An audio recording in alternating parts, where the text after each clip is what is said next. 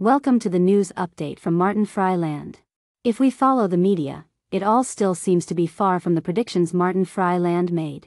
NATO still exists, little seems to be wrong with the EU, and the dollar has still not crashed. Bank bailouts also seem to be having their effect, as the expected domino effect is seemingly not happening. And what about the expectations of breaking up the international pedophile networks? The British royal family still stands as a house, apart from some perils between King Charles and his brother Prince Andrew and his son and daughter-in-law, Harry and Meghan. Also, Joe Biden is still the President of the United States. He even traveled to Northern Ireland with son Hunter Biden, and nothing seems to be wrong there either. And then we had the expectation of the startup of the Plasma Dome, already much discussed here.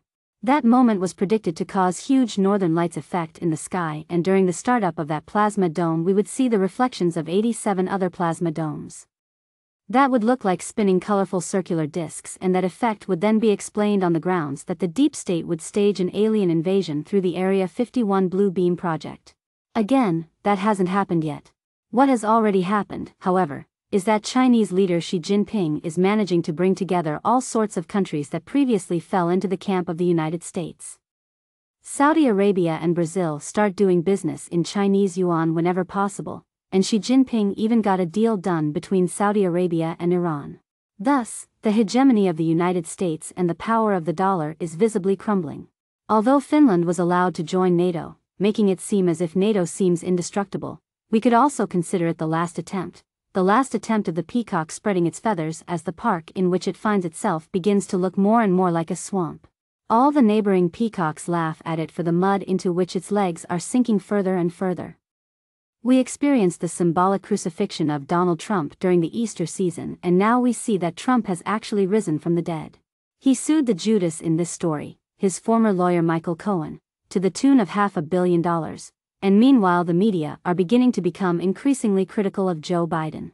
Biden refuses to give press conferences and only responds to shouting questions while standing near a rotating helicopter, so that always the excuse of noise pollution can be used to give new meaning to his vague answers afterwards. We are in the calm before the storm. And that storm is coming is irrevocable. It will all unfold in the coming weeks to months.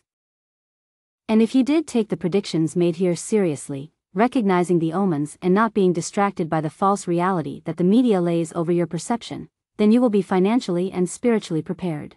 Make sure you have reserves at home to survive when supply lines stop, hyperinflation causes total money devaluation, and the government tries to maneuver you into central bank digital currency rationing.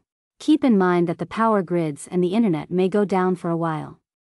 Sign up for the newsletter on martinfryland.nl so you can stay informed about the omens and better assess when all this is going to unfold.